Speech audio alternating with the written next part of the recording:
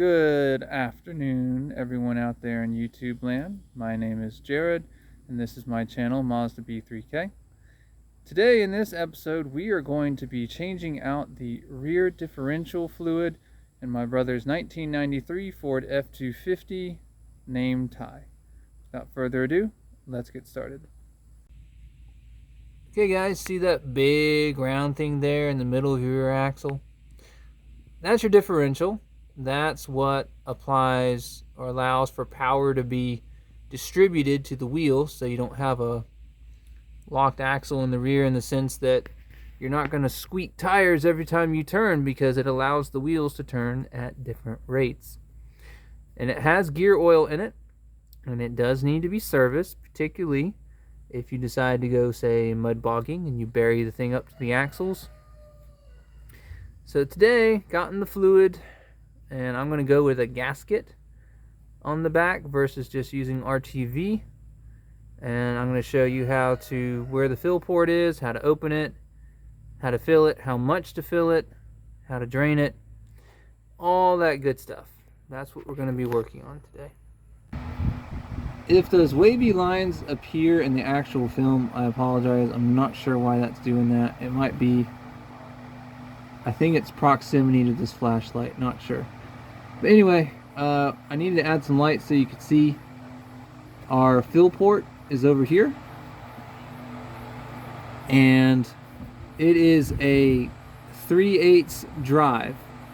Basically, you take a 3/8 drive and you stick it in there, and of course I now moved my 3/8, so I don't know where it is.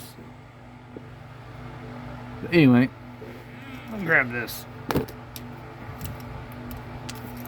You basically do this. You take your 3/8, stick her in there, and then crank. And it's very important that you want to check your fill port first before you drain, because there's no point in draining if you can't fill, because once you drain, you can't move the vehicle. So keep that in mind. You're going to put this in here, and then you're going to crank on it. The more leverage you got, the better. So if you can throw this on a breaker bar or something along those lines, more the merrier to break this loose. Alrighty guys, we're up close and personal with the differential, which in this truck is a 10 1/4 Sterling rear differential. Not the full float, because this is a light duty F250, but yeah. The bolts are 1/2, and they are on somewhat tight, so you're going to want, if you got a battery powered driver or something like that, that would be lovely. I'm using my auto driver here, and I got to put a little mustard behind it, but then it works out. When you take the bolts off the diff cover here, I'm trying to zoom out for you to get everything. Make sure you take there's 12 of them. Take everyone but the top 2. That way you can pop the diff cover open and somewhat control the fluid coming out, so you don't get a giant mess on your concrete, like that giant mess from other stuff. Don't do that. Don't be like me. Keep your concrete clean. Alright, bring you back once I get this cover ready to pop.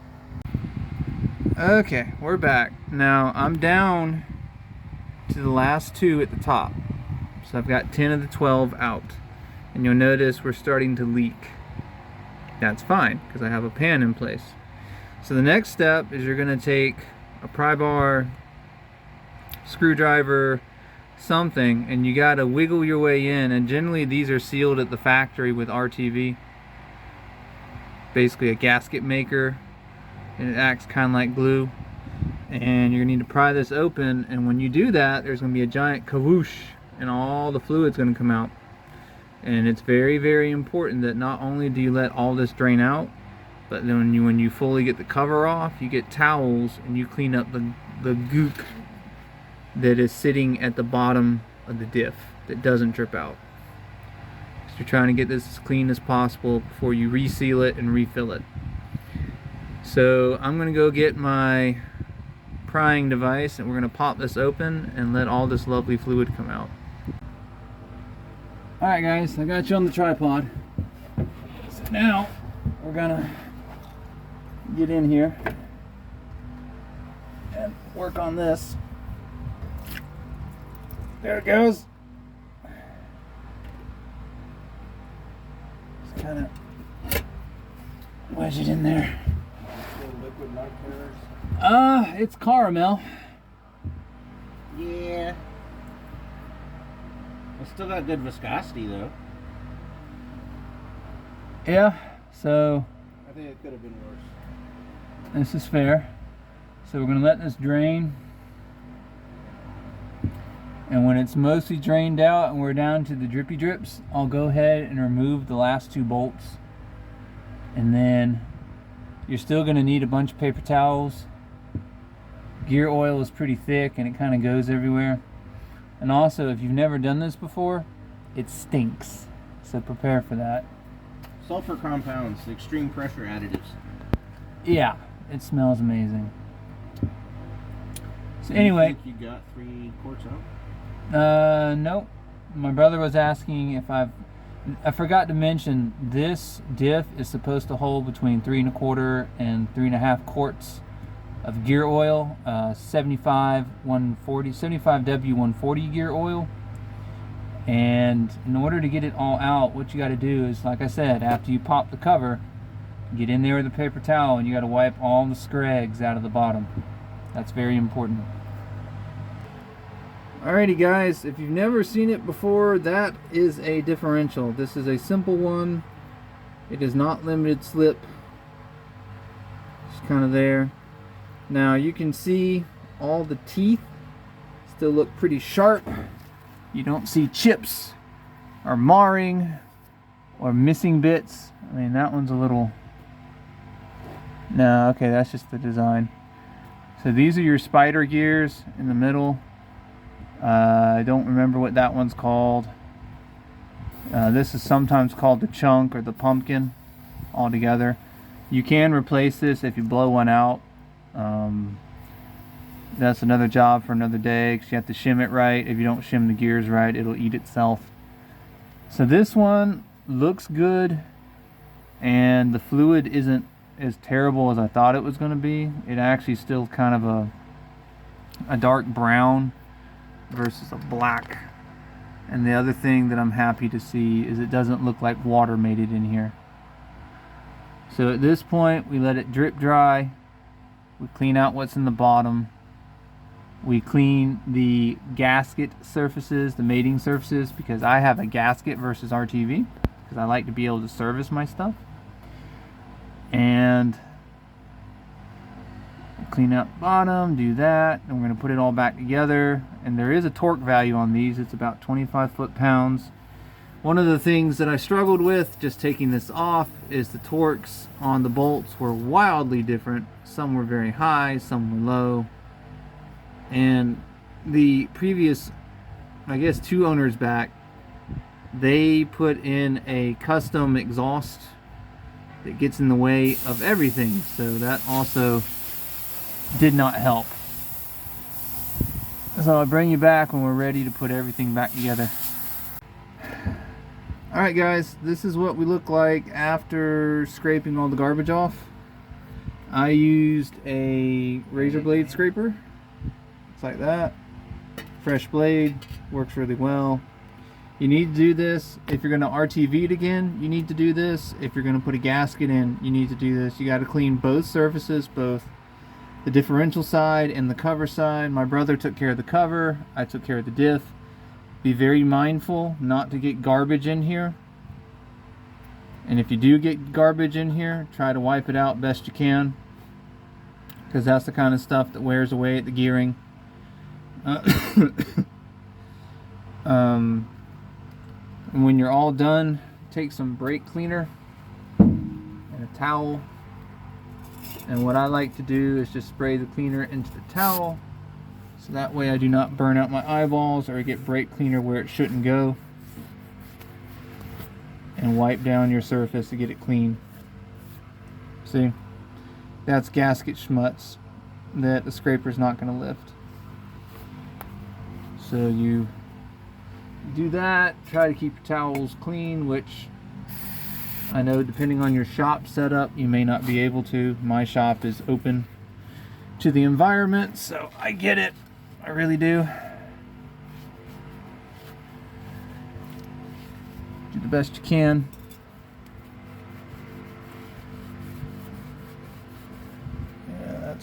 Yeah, that's not bad.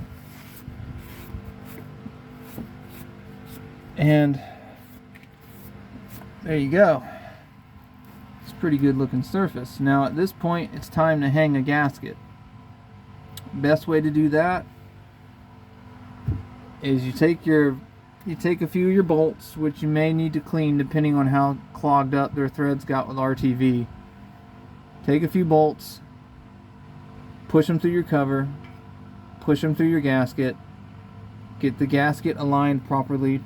It only goes one way. And then get a couple of your bolts in. If you can do that, everything else will pretty much line up. Go around, put everything in nice and loose, then hand tighten, and then torque. Your torque value is going to be something like, I think it's 20-25 foot-pounds. And you want to do it, oh, I'll show you guys, but you want to do it in a pattern so you bring the cover down evenly, so you don't wind up with bolts that have uneven torque and uneven tightness. Alright, let's get ready to do everything I just said. Okay guys, this is the gasket. It's kind of a big one, but we got a big cover to put back on. It's a Felpro. It is a RDS 55394. Again, you don't need to use a gasket. Traditionally, this is done with RTV, but I like being able to take my covers back off without a massive fight and without having to scrape everything. If you do this right and your surface isn't heavily pitted, gasket works just great. Alrighty, you're probably not going to be able to see the top real well because, yay, there's an exhaust there. But we're going to go ahead and just kind of bring you around like this. There, I think that's better. Oh, a little kook guide. Let me slide you over. There we go.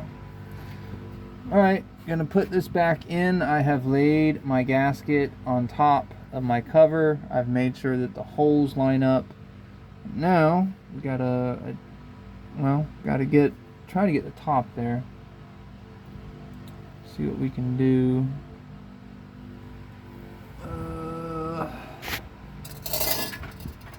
Alright, so this looks like, yeah, it's got to go like that. So that means this would be one of our tops. And I'm going to put this down.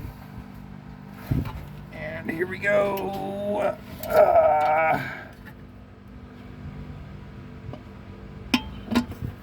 Should go about, oh, no, there.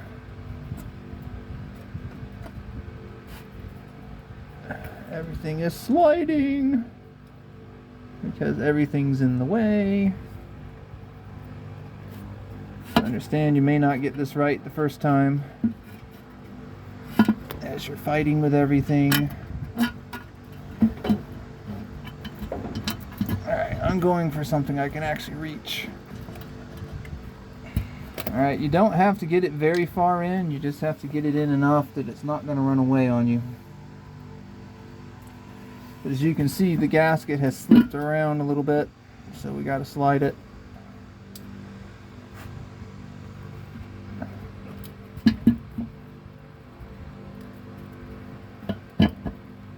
Okay, let's see. So I don't like how the gasket's laying out. I may have to flip it or something.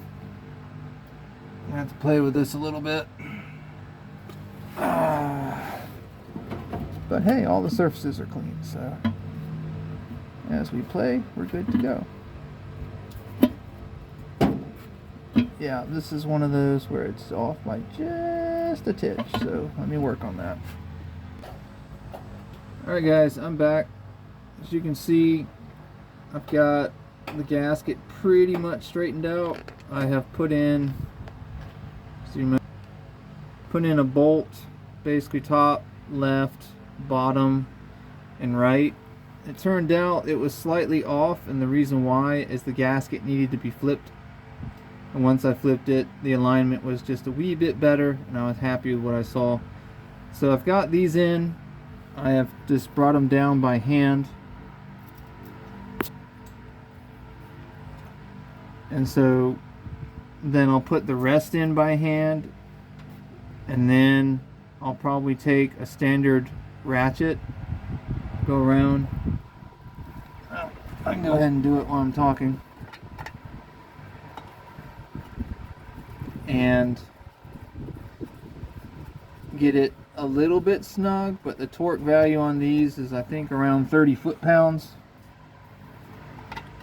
So I actually have a torque wrench, and I'm going to torque it because I actually know what the value is, and I have a wrench and all that good stuff.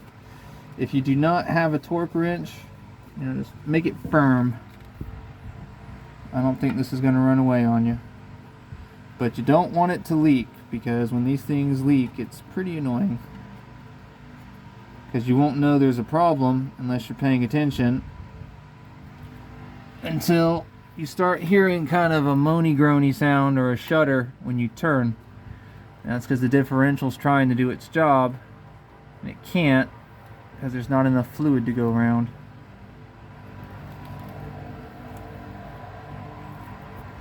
So,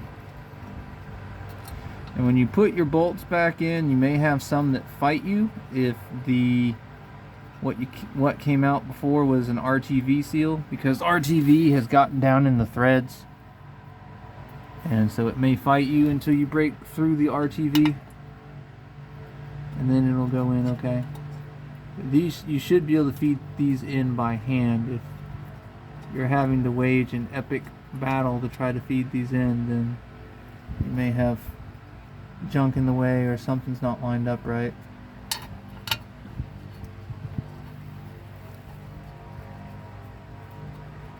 Alright, so what, I've got 2 left, 1 left, and looks like 2.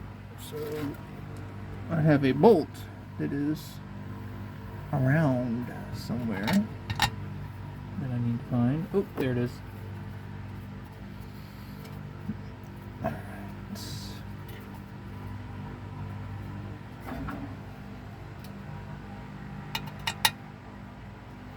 Alright, last one. This one's fighting me a bit. There, I got it. Alright.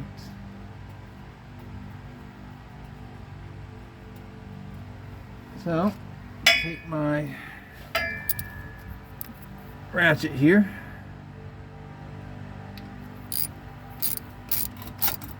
And notice all I'm doing is just getting them firm. Because when we do final torque, we're going to want to do it in kind of a pattern.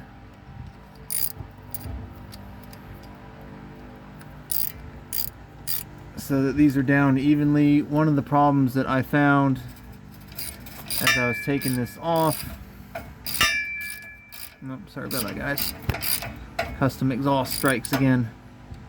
One of the problems I found is someone did not do this evenly, so some of these bolts were extremely tight, some of them were basically loose. Alright, so I'll bring you back for that torque sequence. Alright, bringing you guys in from the side because I need the front for access, but I've got my torque wrench here. It's a spin type torque wrench, and it's set to 30. So here's what we do.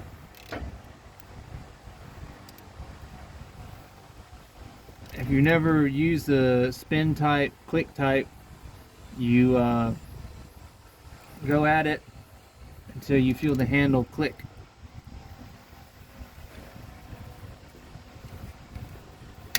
Like that.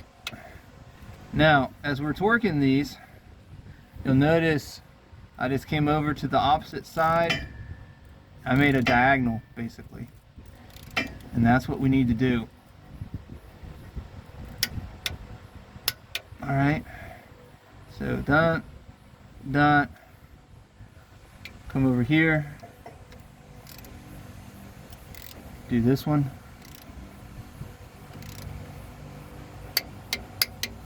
Come over here. Do this one.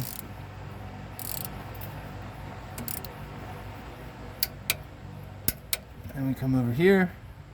Once we get the rest of our tooling, let go. Do this one.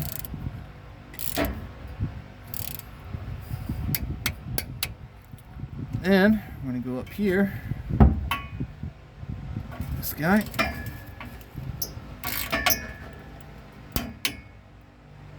Okay. So then come back down here. Ow. Think evil thoughts about the custom exhaust. Because that exhaust has been basically nothing but trouble. Here's our bolts.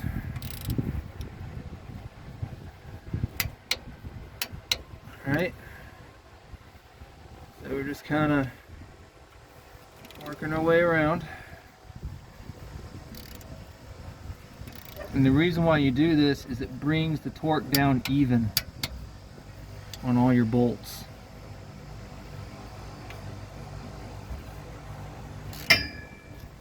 Really need to stop hitting that exhaust. Alright, last one. So really what I should have also done is kind of a box shape as I was going around, but this also works. Alright, so our last one is here.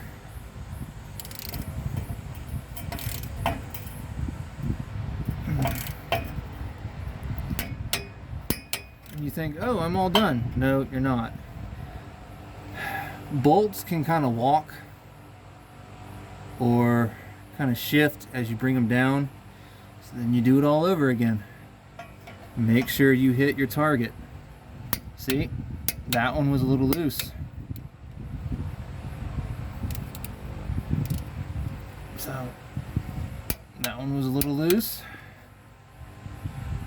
So see, everything's a little bit loose because everything got seated. So you come back, you do it all again. Change the pattern up a little bit. Because you can do it multiple ways as long as you're consistent in how you do it. So you can do it like that, and then come over here. Do that. Then come down here. See, that was loose. That was straight up loose. Here, and you gotta make sure you're seated.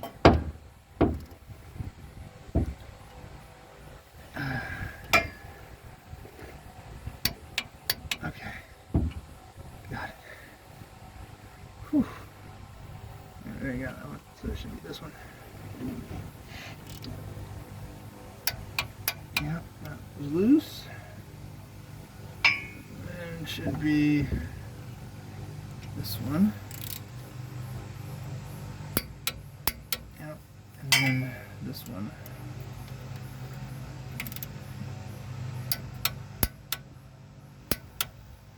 Okay. At this point, you are finally done, and we are pretty comfortable that we're torqued at 30 foot-pounds. So as you come back and you hit this again, if you get seated, see, it didn't budge. Other thing is, don't be like me. Be nice to your torque wrench. Don't whack it on stuff. If you hit it hard enough, it'll lose its calibration. And if it's cheap, you buy a new one. If it's a nicer one like this, you got to find someone who can calibrate it for you. Okay guys, I got it out. It does have red thread locker on it, so if you throw some heat on it at first, it will help you tremendously versus almost herniating yourself like I did. Learn from my mistakes. Red thread locker, throw heat, it'll come out much easier. So, see, I don't have a fancy fluid transfer pump. You can pick this up at most any hardware store for an overly inflated price, but it will do the job. Or if you're desperate, you can take the pump from a shampoo bottle, get it nice and clean, and use that. It will work. Ask me how I know. So, our flavor of gear oil that is required for this Sterling differential is 75W140. You can put in some other stuff, but don't move past 75W because then it gets too thick and you actually will damage the differential. So this is not fancy. One end of this goes into the diff hole where the fill port is. The other end of this is the pump. You just sit there and you pump it until your arm's about to fall off.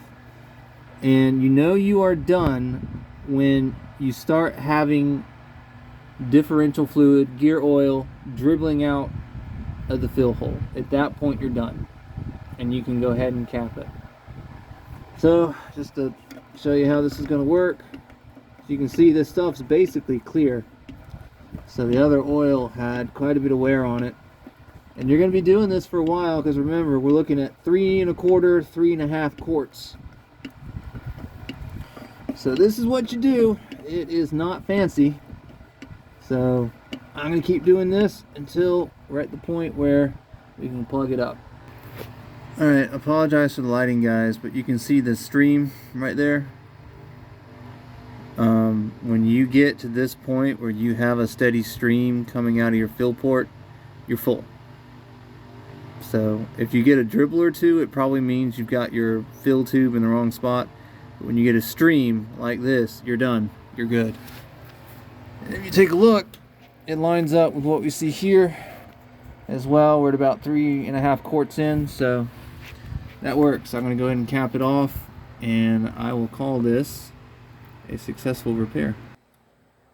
Alrighty guys, that's going to do it for our drain and fill on our rear differential for my brother's 1993 Ford F250 nicknamed Ty.